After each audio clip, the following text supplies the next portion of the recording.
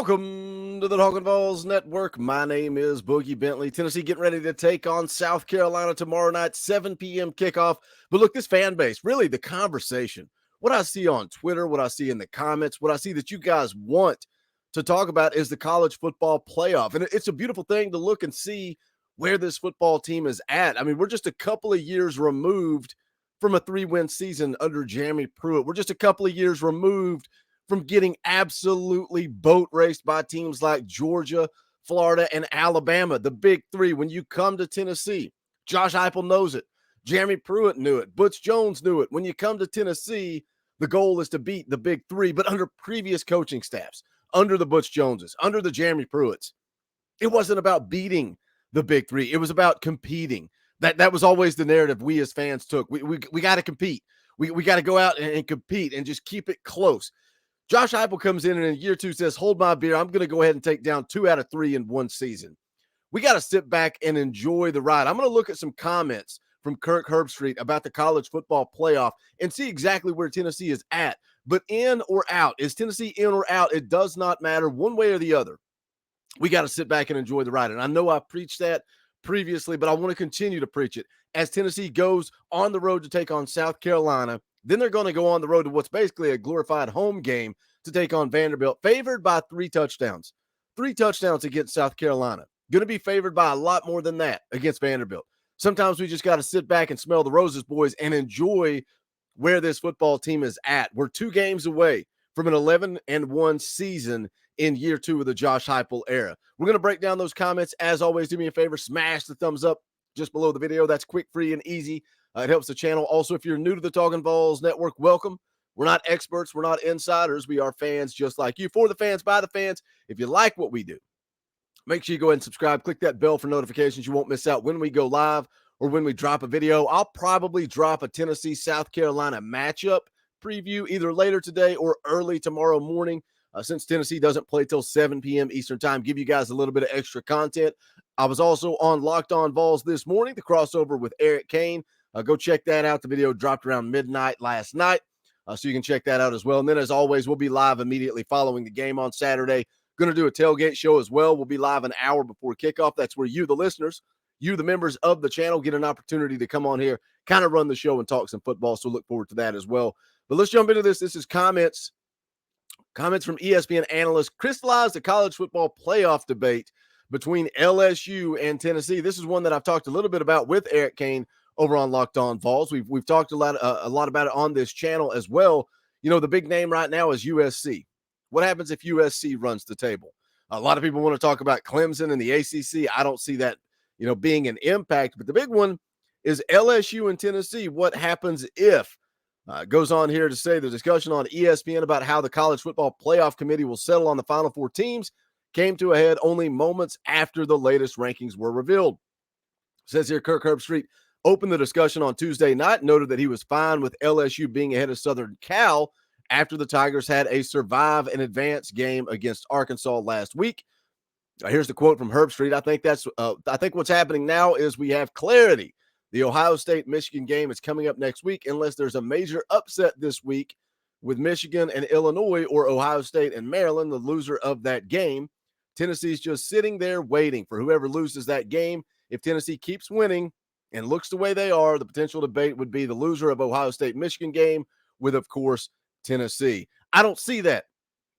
I don't think Michigan has a better resume than Tennessee. I think Tennessee's sitting on the outside just waiting to slide on in there because they have the best one-loss resume. Goes on to say here, Herbstreit said the wild card would be LSU. The Tigers went out and beat Georgia in the SEC championship game. Here's the quote from Herbstreit. What would that do? Is LSU in? Is Tennessee in? Georgia's in. So what would become a very interesting discussion? It's kind of comical. And I agree. Like, obviously, Georgia belongs in the college football playoff, even if they drop that SEC championship game to LSU. But the funny thing is, what's the difference between Tennessee and Georgia at that point? They both have one loss. Is it because it's in the SEC championship game? That's why the college football playoff picture is broken. It is broken. Are you trying to get the 4 best teams? If so, why is TCU in the mix? I don't care that they're undefeated. They're not one of the 4 best teams in the country. Is LSU? Maybe. Or is LSU a team that's hot at the right time down the stretch and kind of picking up a little momentum? But again, I don't see them beating Georgia in Atlanta. But if they do, what say you? Does LSU belong in with 2 losses because they're a conference champion, or they get left out? If LSU wins the SEC championship and gets left out and Georgia and Tennessee go in, what's the point? What's the point of the SEC championship game? You might as well go ahead and get rid of all conference championships, because what is the point if you take 2 teams from the SEC East and the team from the SEC West that won it all is sitting at home watching? The college football playoff picture is broken. It's broken. Here's a comment from Reese Davis. He said, head-to-head's not everything, but unless you're unequivocally better, it is one of the things, and they didn't just slip past him. They beat them senseless on their home field. David Pollock then rose the scenario of LSU potentially beating Georgia, which Tennessee didn't do. Davis continued to say LSU would be behind Tennessee. Herb Street then chimed in for him. That's the discussion. That's the question, man. That's the question. Tennessee boat raced LSU. They didn't just beat them. They went down to Death Valley and embarrassed LSU on the road. So you're going to take a 2-loss LSU in over Tennessee, but you're still going to let Georgia slide. Again, the college football playoff picture is a mess. But the point of this video is that Tennessee just needs to go take care of their own. They need to go dominate South Carolina this Saturday. They need to go dominate Vanderbilt next week. Let the chips fall where they may. And then I think we as a fan base just need to enjoy the ride. Enjoy these next 2 games, fellas. Enjoy them, because Tennessee is back again. You know, we're just a couple of years removed. We're 3 years removed from opening the season with a loss to Georgia State and a loss to BYU back-to-back. Back-to-back. That's where we're at 3 years ago. We're 2 years removed from a COVID season where Tennessee won 3 games. 3 games. Enter Josh Heupel. We're talking about rock bottom. All the players transferring out. People scratching their heads, wondering what's going on. The NCAA investigation comes out. We're talking about postseason bans, loss of scholarships. It's absolute rock bottom. Who in the world would want to take this job?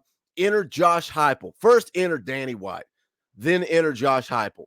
And I love the fact that Danny White came to Tennessee and he said he did everything possible to not hire Josh Heupel. But at the end of the day, he knew that Josh Heupel was exactly what this football team needed. He was the complete opposite of Jeremy Pruitt. He came in and he showed these kids what love means. He showed these kids what support means. He sat down and he listened. He asked what they needed. What did they need from a head coach? Then he told them what he was about and what he was going to do. And he slowly started to rebuild this program, a rebuild that we thought was going to take 4, 5, 6 years. And here we sit in year 2, talking about college football playoff, talking about 11-1 in the regular season. Guys, Tennessee has not won 11 games in the regular season since 1998. That's the last time they've won 11 games in the regular season. And Josh Heupel is doing it in year 2. So don't get frustrated. Don't let the Georgia fans and the fans of other programs come in here and take your joy, because it doesn't matter. It does not matter. Tennessee is back. 11-1 is a special season. It's worth celebrating. And that's why I tell you to sit down tomorrow night at 7 o'clock, next week at 7 o'clock, 7:30, whatever the time is for Vanderbilt, and enjoy being 3 touchdown favorites on the road. Because again, we're talking about a team that lost to Georgia State and BYU just a few years ago. We're talking about a team that got boat raced by Alabama in 2020. Losses to Florida, losses to Georgia, year in and year out. Josh Heupel comes in and says, not happening. Not on my watch. I don't need 5 years. I don't need to come in and insult the talent and tell you that I'm going to recruit better talent. I'm going to come in and I'm going to pick these boys up. I'm going to dust off their backs and we're going to go to work and I'm going to show them what a winning culture looks like. And now here we sit in year 2, staring 11-1 right in the face. Hit the comments section. Let me know your thoughts. Are you enjoying the ride? Don't take it for granted, because I was there and soaked in that 98 national championship. And then I lived through about 20 years of misery as a Tennessee fan. So take it in, enjoy it. Don't take it for granted, but hit the comment section. Let me know your thoughts on everything we had to say right there. The college football playoff picture, where this football team is at. Also, don't forget to smash the thumbs up on the way out the door. And you guys know the deal. Go check out the merch. The link is in the description. It's bonfire.com/store/talkinvols. You can also become a part of the NIL game for the University of Tennessee. We're an affiliate of Spire Sports Group. You want to donate, contribute to that. The link is in the description for that as well. Also, you can become a member of this channel, get access to fan call-in shows, custom Talkin' Vols emojis. You get your comments highlighted during the post-game shows. Hit that join button down below for as little as 99 cents a month. You guys, the members, you guys that financially contribute, you are who make this possible. We thank you. We appreciate you. That is going to do it for this one. This is the Talkin' Vols Network. My name is Boogie Bentley. Go Big Orange.